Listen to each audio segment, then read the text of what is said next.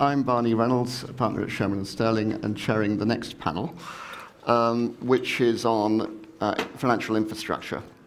And I thought, given how key it is to the EU, clearly through public statements and otherwise, we'd also, as part of this, spend a lot of time talking about euro clearing, because that seems to be one of the main topics to deal with in the negotiations. So with me, we have an absolutely stellar panel.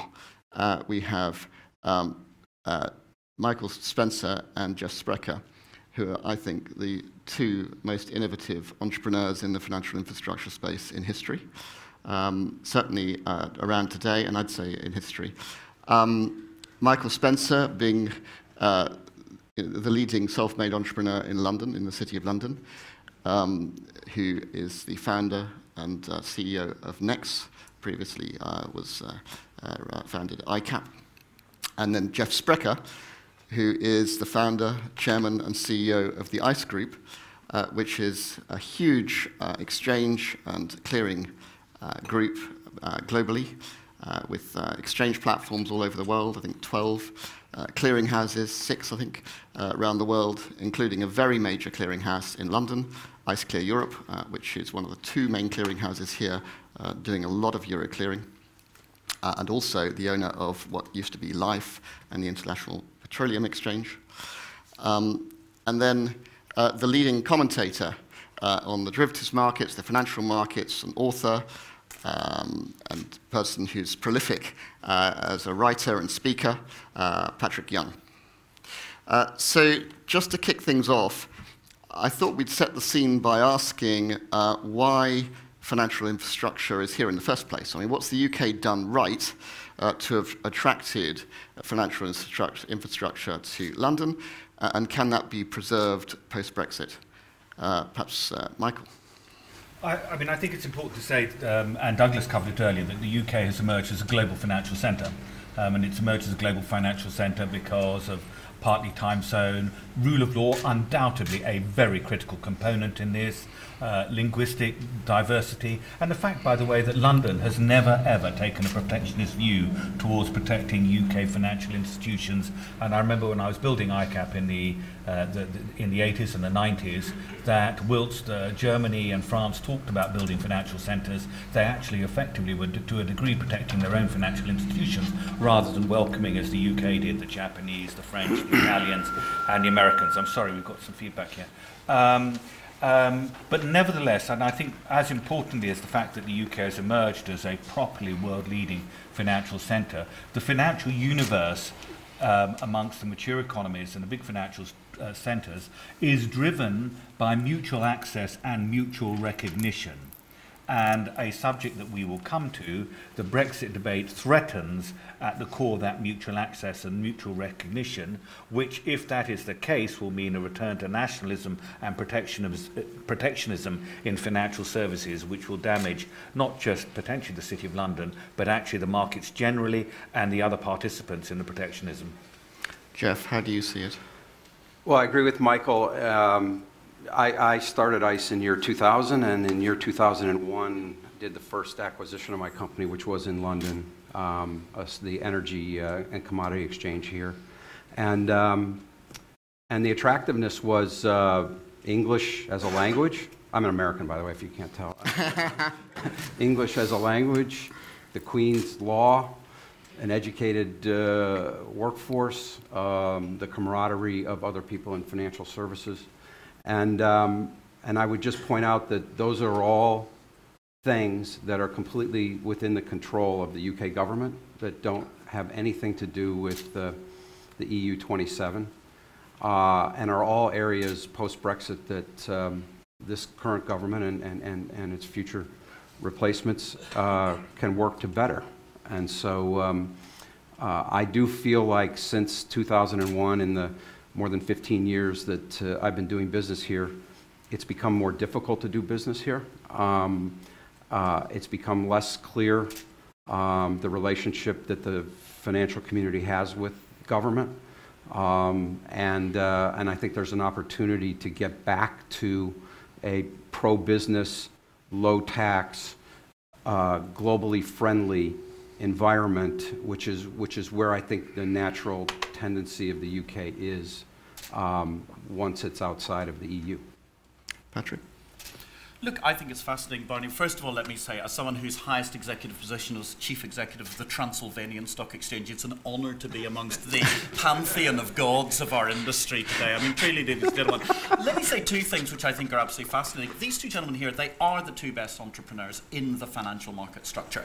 They are the two men who've achieved the most in the entire history of that industry. And they've both built businesses from nothing to being multi-billion dollar, multi-billion pound entities. Congratulations, Jeff. I know your market cap breached $36 billion yesterday, which is a reasonable sum for any publicly listed company, even on your New York Stock Exchange that you bought a few years ago.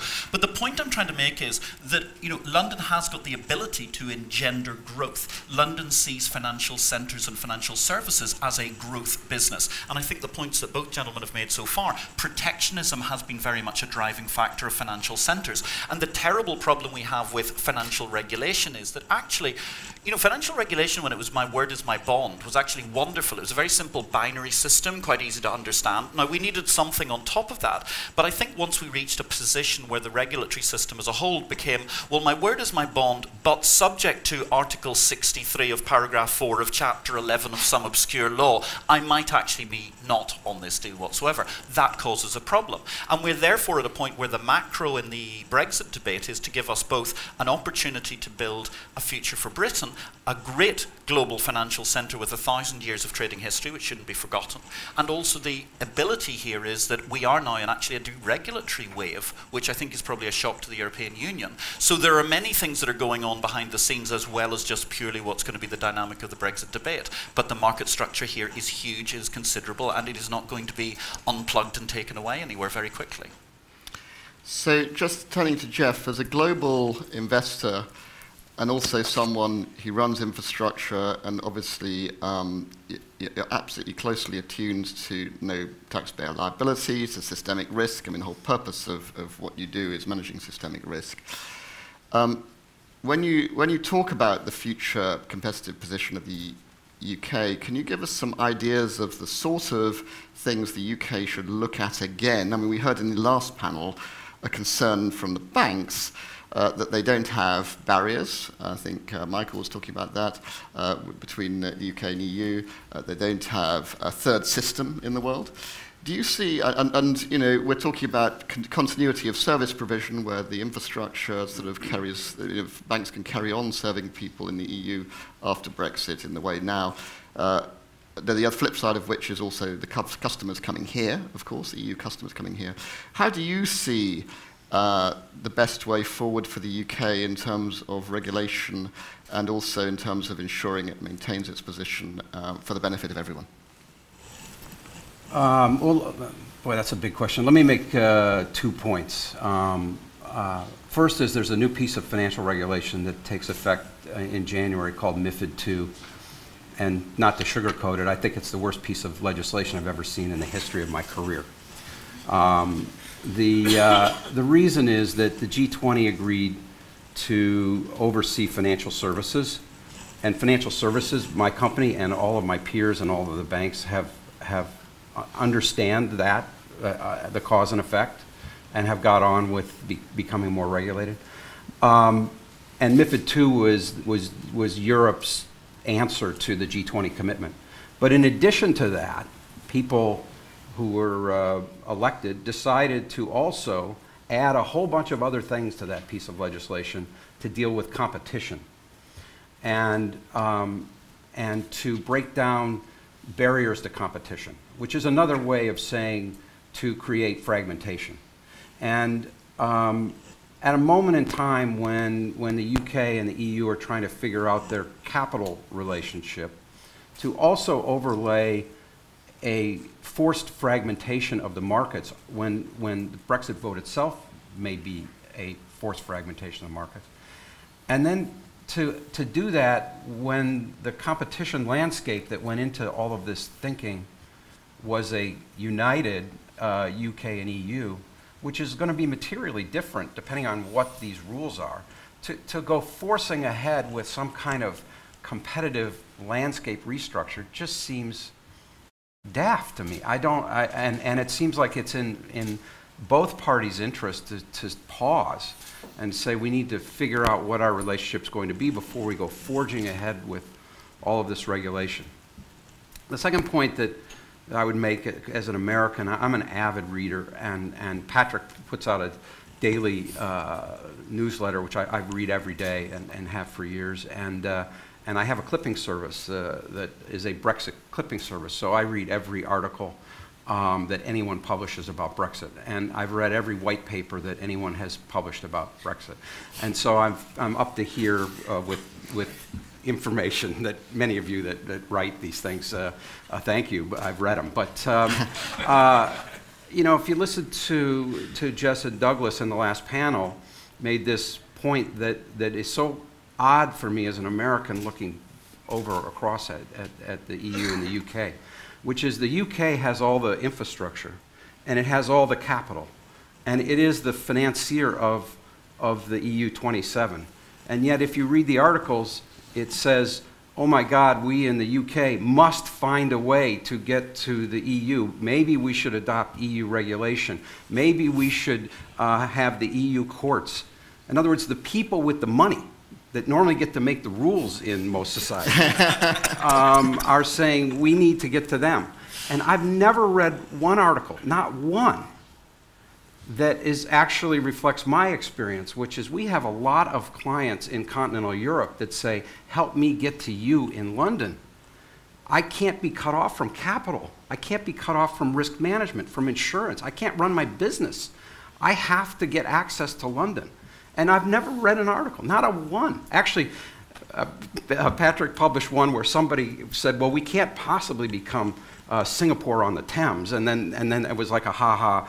But you know, at least that one person said, well, maybe there is an open community that we can have where people come to London, and so I don't understand the lack of juxtaposition in the debate, and I actually think the UK has a very strong hand with respect to financial services vis-a-vis the EU 27 as this negotiation begins.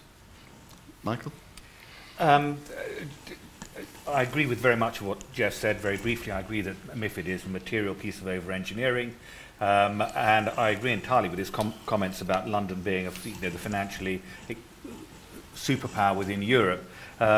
And although Jeff complains a little bit about whether the UK is open for competition, he has been able, as a foreign institution, to build a very, very great business in our country, relatively unhindered, I think. I noticed that before. It pays to sit in the US and read your articles. Before you complain too much. But I think at the crux of the matter, and really one of the reasons we are, I think, here at this platform today, is a realization in the Brexit dialogue that we hear out of Europe that the EU feels that the separation of Brexit gives them an opportunity, as they see it, to recapture financial services from London back to France, back to Germany, and to the rest of the EU. We know that in manufactured goods, the UK has a material trade deficit with the EU, about 80 billion euro a year, whereas in financial services we have a trade surplus with the EU of about 40 billion a year. And certainly the dialogue that is coming out of Europe suggests that there are many politicians and commentators, the other side of the channel, who believe that Brexit represents an opportunity for a land grab of financial services to be taken back from London, and obviously all the talented French and German and Italian bankers perhaps with them, back to Frankfurt, Paris and so forth. And indeed many of you will know that Paris, the French government are offering very considerable, admittedly short-term tax incentives, very, very considerable economic incentives to individual employees returning there to try and rebuild finance as a financial centre. But we also read negatively, as you all of us will have done, that they effectively intend to begin to break down the open access, the mutual access and mutual recognition rules that have been the centre pinning point of the financial markets hitherto. You are not going to be able to sell certain products into the EU from London. And you've got to re-domicile if you're going to do that. to an extent where we are not restricted to the same extent on what we buy or sell across the borders between London and New York or Hong Kong or Tokyo and so forth. And the crux of this is the matter I know which is on the agenda, is to discuss clearing of euro derivatives, which is a very big issue, and the Europeans have said before that they believe that the clearing of euro interest rate swaps, interest rate derivatives, has to be domiciled within the Eurozone. Whilst we were in the EU, the Treasury successfully challenged that in the European Court of Justice, but that issue is now being revisited, and certainly many senior French politicians and German politicians have said vocally that the EU derivatives should be cleared in Europe, full stop. They should not be cleared in London. Now, at a superficial level, this may sound sort of reasonable, but actually once you stand back, the ramifications are really quite alarming, because the only way they can repatriate euro clearing from the UK into the Eurozone is by effectively banning or making it profoundly difficult for Eurozone institutions to access euro clearing in London. There is already clearing of euro derivatives within Europe. Eurex, the German stock exchange platforms, clears euro derivatives. To put this in context, their open interest, their open exposure on euro derivatives at the moment is fractionally under 1 trillion euro. They clear other instruments as well, about another slightly less than 1 trillion euro. Eurex total clearing of interest rate derivatives in their clearing platform is a total of 2 trillion euro. You contrast that with SwapClear in London, owned by the London Stock Exchange, indeed run by a Frenchman, Xavier Rollet, very successfully. We clear, the open interest at the moment in euro is over 40 trillion euro, so 40 times what...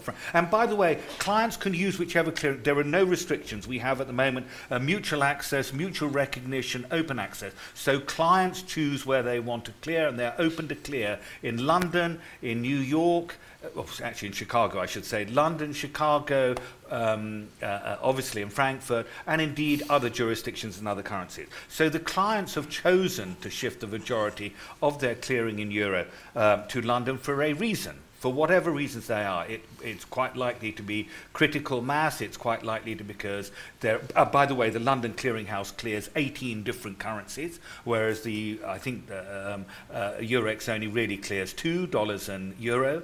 And so London has the critical mass. And so the Europeans are proposing to make it impossible for European institutions to access London clearing on euro. Now, what will this mean in practice? One, it's a return to currency protectionism and nationalism, which would be a deeply, deeply bad event, because clearly once you move to that environment, it triggers a whole debate. What other trade wars do you start? But in practical terms, it won't achieve what they want, because not all of the financial institutions globally will shift their clearing from LCH over to Eurex. In fact, the majority will almost certainly stay with LCH because they do all their other business with LCH. The corporates in the Far East aren't going to shift, the Americans aren't going to shift, the supranationals aren't going to shift. So a small universe of European institutions, forced by their own administration, not willingly by the way, they would happily stay with the LCH, will be forced to shift their clearing. The clearing structure, therefore, within Eurex will be much smaller. It'll be focused around one currency. What are they going to do about their other currencies? Are they going to say, the Europeans, that we will recognize European institutions clearing their dollars and their Swiss francs and their yen in London, but not your euros? Where's the logic in that? So, I mean, it's a very dangerous situation, which I think, to me, summarizes a lot of the issues about negotiation on financial services and how we have to move away from arguments of protectionism and nationalism to really what is in the interests of Europe and the world and the UK. Yes, and just to unpick and just to bring in Patrick and then Jeff on this point on euro clearing, and to build on Jeff's point that the UK has got a very strong position here, and to just to unpick that a little bit more. Patrick, do you have a view on the UK's positioning and what it should do to optimise that? And then I'll come to Jeff.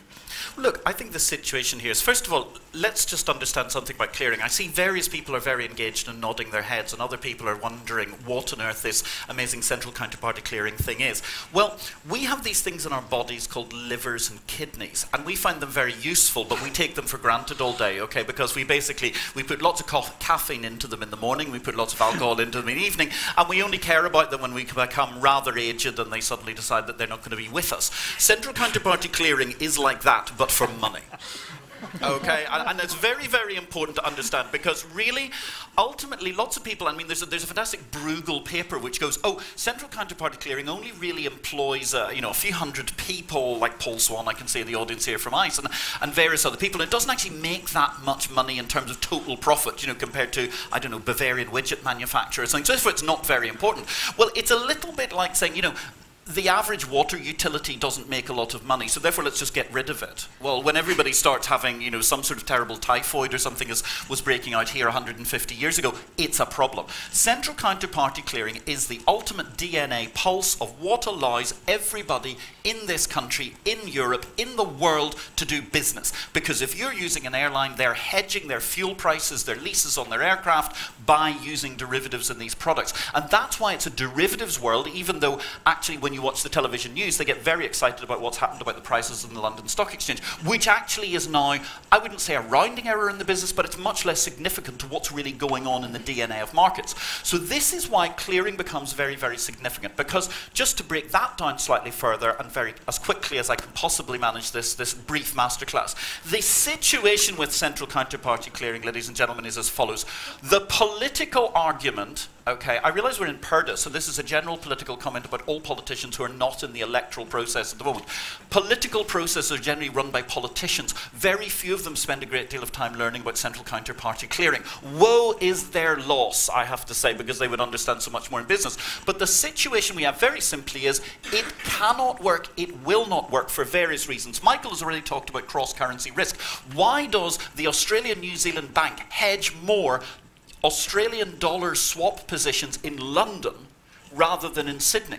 The answer is because ultimately they want the best possible use of their capital, because then they can go out and lend more of it to normal, conventional, standard businesses. And what we have at the moment is a situation where people are saying, we're going to pick up all of this stuff called euro clearing as if it's some bucket like sand, and you can take it to Frankfurt and deposit it, and then everything will be hunky-dory. It won't be. Second of all, the whole concept, and I can break this down in much more detail later for anybody who wishes to have their insomnia cured, the situation is that if you actually look at the amount of business that the European Central Bank can manifestly take away and move to Frankfurt in the swaps clearing of something like the euro, is roughly speaking definitively 10%.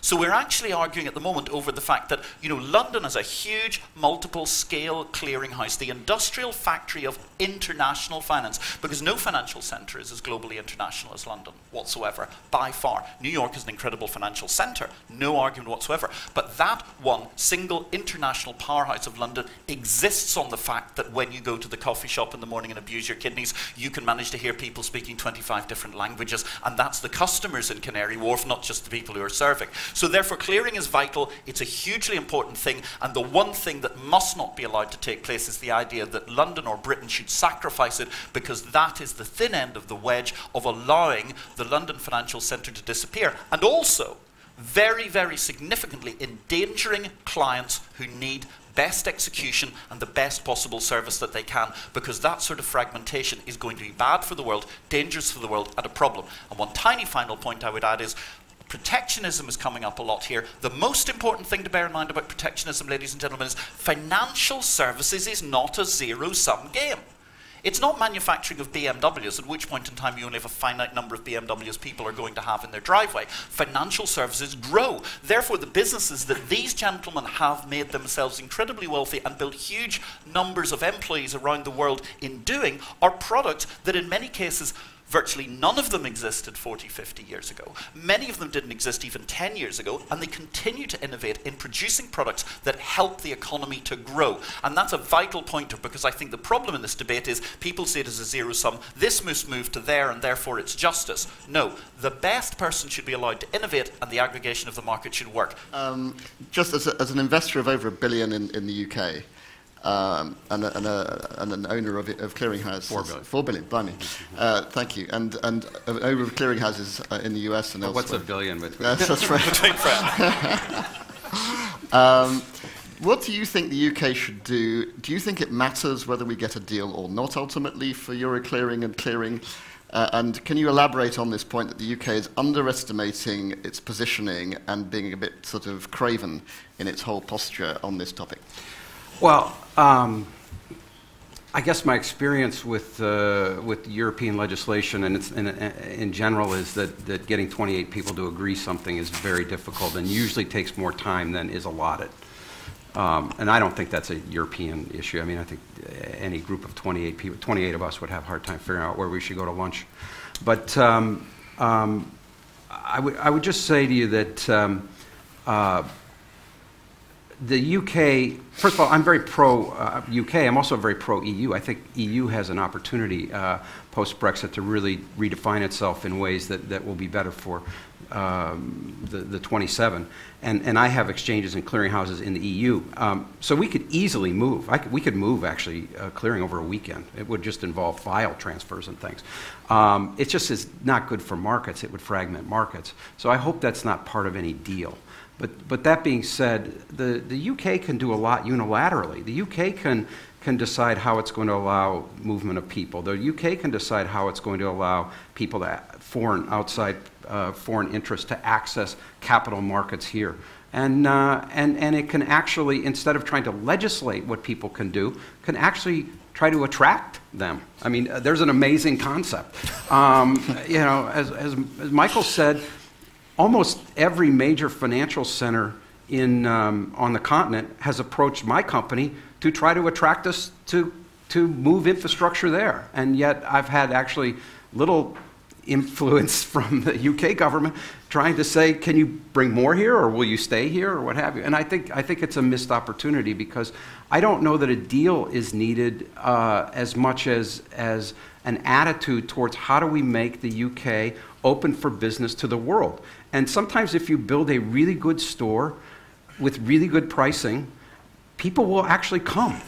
And you know, all you have to do is advertise it. And so I think the UK should have a little bit of swagger and not worry so much about the details. And I know that's a controversial position in financial services, but I really do think that people in government and politics in general underappreciate the movement of capital and how innovative the capital markets are in finding solutions to move capital around. And they don't have to actually put all the little pieces on the chessboard. The capital will flow to these basic tenets of governance and courts and tax treatment. And you think that the UK underestimates the extent to which EU customers will come here if the UK maintains and enhances its competitiveness? Yeah, and I think they're underestimating how much capital may go to the US if Trump actually today announces a 15% tax rate, announces a rollback of excess regulation, not unregulation, but damaging, capital damaging formation regulation. And I think there's global competition for capital. And I think the UK is very well positioned, has historically been the best position, given the East-West time zone, the language of English, and the Queen's courts. But you know, there's competition coming, and the debate and all the clippings I'm getting continues to be looking just across at the EU border. Now, I'm going to, if I can get away with it, ignore the time bar, because I'm afraid we have to end the session 15 minutes late, and take a few questions from the audience. There's one here. Thank you very much. Martin Watkins, EY. Straightforward question on the Euro clearing perspective. Could the panel say just a little bit about the ecosystem that would also have to move to different member states to support the actual transfer? Because it seems to me a criticality here is you have got so much already built in one place that it would all have to move in sufficient appetite, sufficient risk to address any change. The technology itself is not is relatively accessible. Okay, so you could effectively, I mean, theoretically, LCH could, if they wanted, to go and build a European clearing environment. But so LCH go and build a European clearing environment domiciled in France or wherever it is, and offers the same technology and the same service in Europe as it's offering in London, exactly the same technology. The clients will not themselves move their business from London to Paris on that basis. They will say why. Frankly, the UK rule of law is infinitely preferable and all those answers, and furthermore their business is here.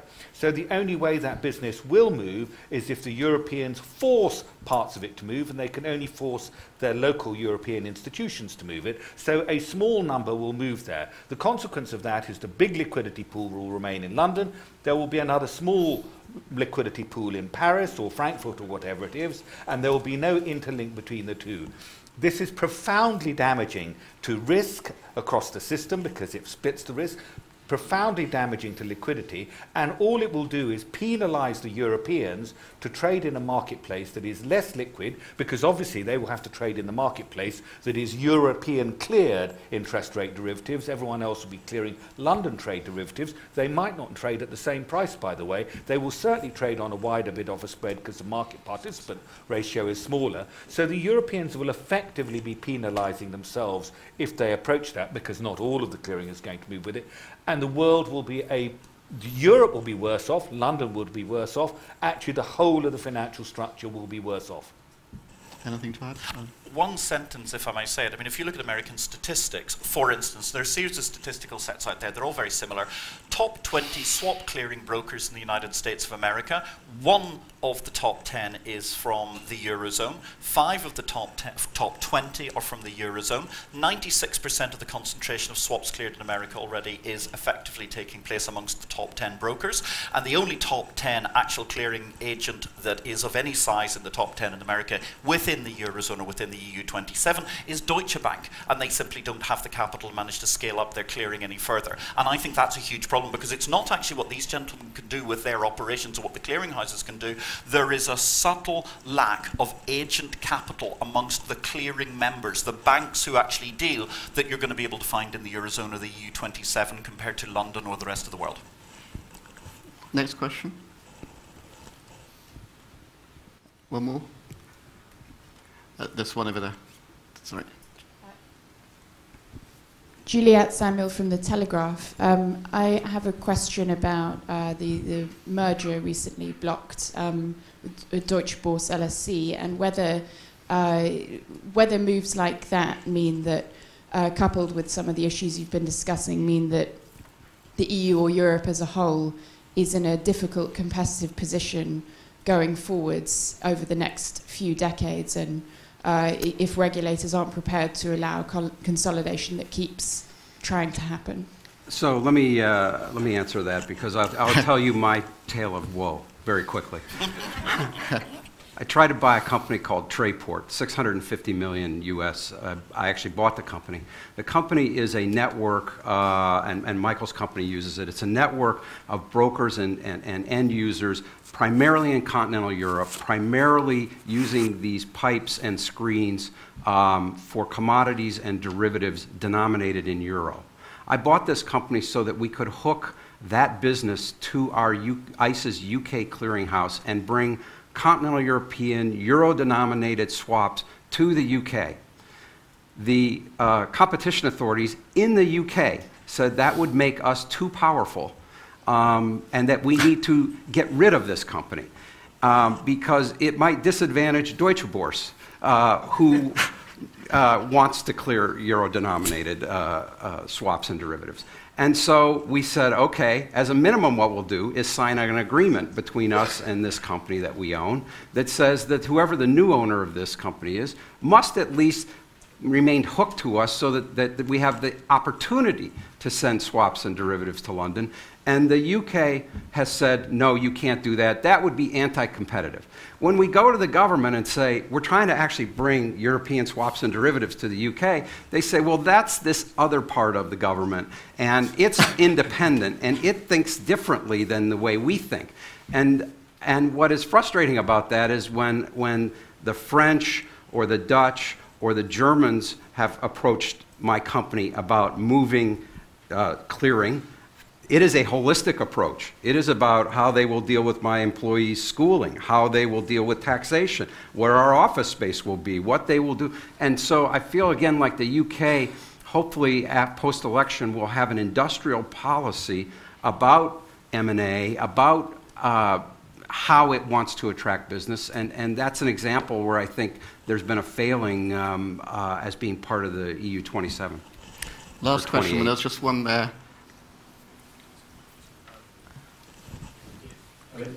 William Turwell from CCM. Just following on from that question, Jeffrey, I wondered if you could give us an idea about whether you might be trying to buy London City. It's okay, it's a private forum, nobody's listening, I'm sure nobody will notice. You're asking me to make a bet on Brexit is what you're really asking. In what way?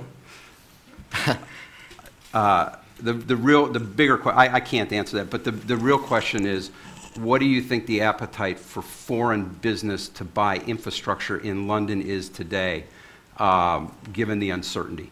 And you will have to be somebody pretty smart and pretty connected to figure out whether this is a good time or a bad time. And it's very, I mean, you all could make that decision as easily as I could. Is this the moment? Are things at a low or are they at a high? Very complicated. Any last words, Michael, Patrick? I think I agree very much with what Jeff said. I mean, the Eurozone, sorry, the Brexit debate really is a critical one for the city. I think what we need to do is persuade our European partners that this should be done cooperatively, thoughtfully, and without a process of starting a trade war between us, and erecting barriers is not the right way forward. Patrick? It's a growth game, financial services. I'm all for empowering entrepreneurs for growth. Thank you to the panel very much for a very interesting session.